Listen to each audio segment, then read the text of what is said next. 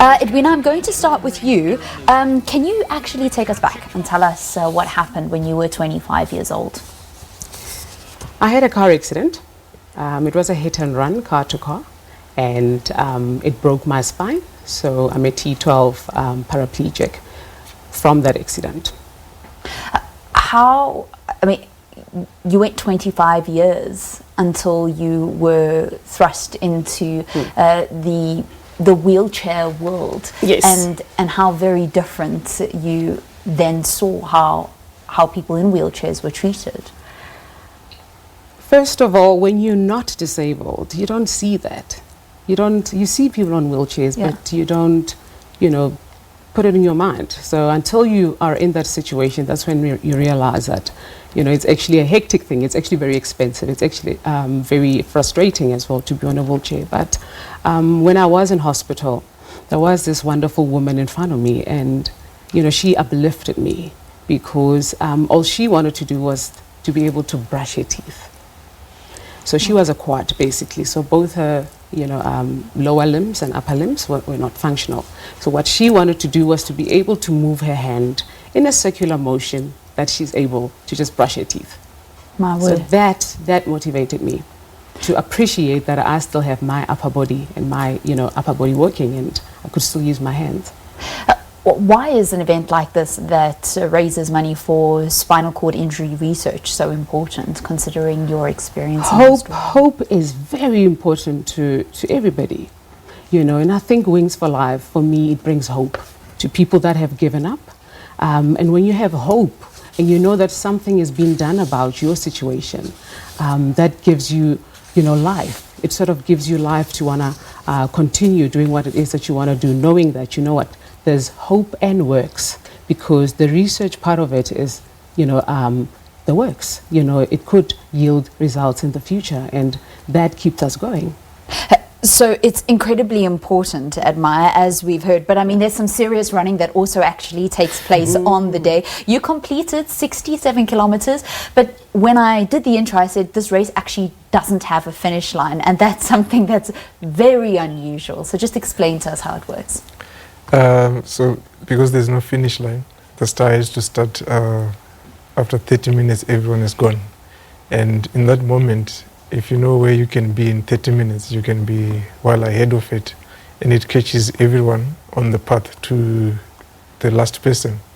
So all you have to do, you have to just keep running, keep eating, drinking until the car comes. That's your finish line.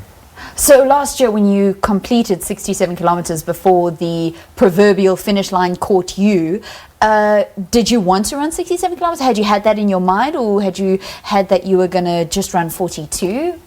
I didn't have that mind at all, but with the guys, I've got friends of mine who were running it. So I just asked them, how are we going to go about it? Let's just take it all together. So most of them said, some of us are going to run 20, we're going to run 30.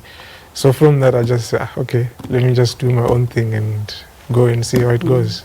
Gee whiz, do your own thing while your friends were planning on 20 kilometers. You completed 67. Now that is quite something. So this year, I understand that you're actually not going to be taking part in the one that's going to be taking place at the Irene Agricultural Farm. You're going to be in America. No, it's not the American one. It's the Georgia, the country, which is close to Asia, Russia there. Okay. That's where I'm going to go compete there. You're going to go and compete in Georgia. Yeah. And how are you feeling? Quite good. Ready, and we'll see what happens on the day. See what happens on the day. Are you going to run another 67 kilometers? Let's see how the body goes, but I just want to do something so that I can be happy with it at the end of the day. Edwina, you've taken part in this event before, and it's really just like an incredibly fun day. And also what's brilliant is people come in their chairs, and they come in their everyday chairs. They don't necessarily come in their racing chairs. So it also opens it up for people with physical disabilities and in wheelchairs. Yes, it's highly inclusive. And, I raced last year, and it was just amazing. What was like your takeaway from the kind of reception that yourself and other wheelchair users received on the day?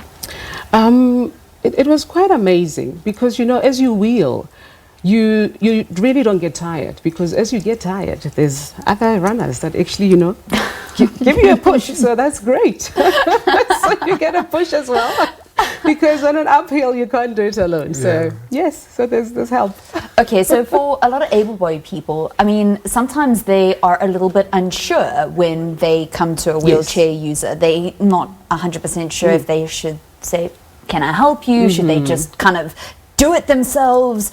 And then sometimes if they overstep the boundary or overstep the mark, then they get, you know, a strange look. So help us out here, you know, as able-bodied or like people that walk around, rather. It's up to the individual that's disabled to educate the people. You know, if someone comes to you, you know, they usually do ask, you know, do you need help? Can I help you? You know, so we usually say yes, of course, you know, especially if there's a step in front of you or there's an uphill, you are going to need help. You know, but it's not a must that they would help you. If they say no when you ask, it's also okay. But you know, with what I want to tell the viewers out there is always ask. Always ask first. Always ask. Yeah. Don't ever take it out of your own to think that it's okay to just push me. No. And that, you get that a lot, right? Yeah, we do. But we know, we understand that it's coming from, you know, people's good heart. But at the same time, we're not the same as individuals. We're different. Some would say it's okay and some wouldn't. So it is not only a charity event to raise money for spinal cord injury research, but it's also about just general awareness for people with disabilities. So thank you very much for coming in to chat to us about the Wings for Life World Run. Good luck in Georgia. All the best of luck. Admire a beautiful trophy, and maybe you'll add to this when you return to South Africa.